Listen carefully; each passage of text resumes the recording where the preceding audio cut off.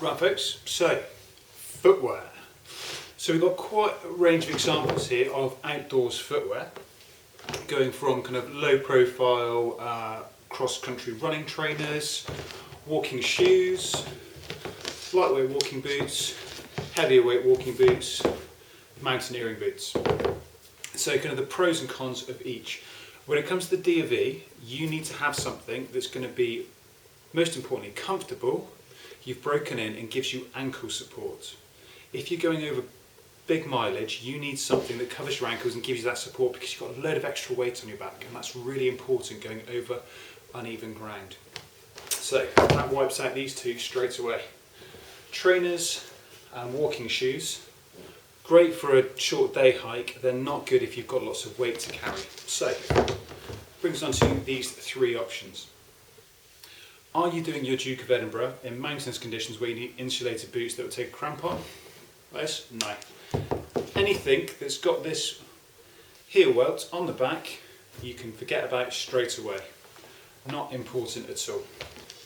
So they're kind of overkill, they're not comfortable for walking big mileage in, and they're insulated so they keep your feet a bit too hot for Duke of Edinburgh. So here we go. So now we've got two examples of a more suitable boot. So we'll have a little look at these ones first, and kind of look at the benefits and potential negatives of these. So here I've got a relatively semi-flexible shoe. It's got that nice ankle support that I want.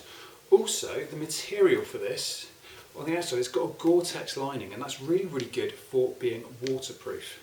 So one thing you want your boots to be is even if it's not raining, you're not walking through rivers, wet grass and the odd puddle and things like that can get your boots wet, and eventually they will soak through. Even a Gore-Tex boot is not completely waterproof, but some kind of waterproofing is quite important.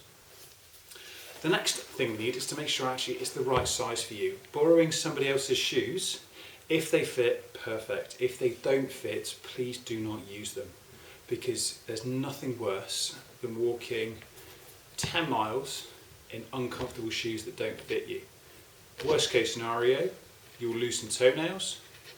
Best case scenario, you might get some blisters, which make walking a misery. So they need to fit you, they need ankle support, and ideally they need to be waterproof. You can get waterproof sprays to do your boots, they're brilliant.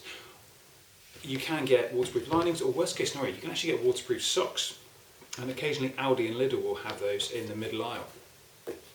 So we've got a nice boot that covers the ankle.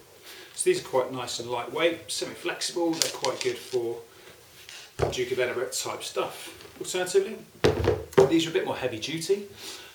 They've got kind of, as you can see, kind of a lot of kind of rubber rand, which I've had to re-glue because there's a leak in them somewhere and I'm not sure where. But yeah, so this rubber bit, which kind of, if you're going over quite uneven terrain with lots of rocks in it, it stops the shoes getting too damaged. But you can also see a nice high ankle on this, so more ankle support on these. Really good. And kind of, you can also then, if you've got these toggles here, you can adjust how you do the laces, and that will affect how things like blisters may affect you and how snug the shoe fits. So when we're looking at Duke of Edinburgh shoes, they don't need to be super expensive or anything like that.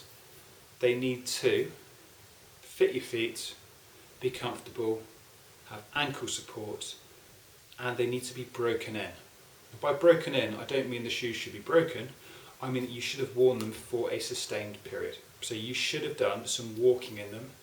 So you shouldn't turn up to Duke of Edinburgh with brand new boots. There's no point in that whatsoever. So they don't need to look as battered as this pair here.